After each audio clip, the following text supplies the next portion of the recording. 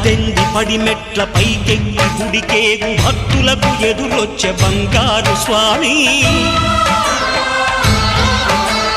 ఇరుముడులు స్పృశించి శుభమనుచు దీవించి జన బృందముల చేరే జగమేలు స్వామి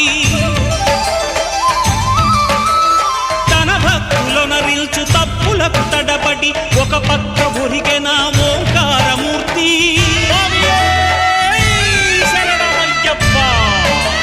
స్వాములందరూ తనకు సాయము కాగా ధీమంతుడై లేచె ఆ కన్య స్వామి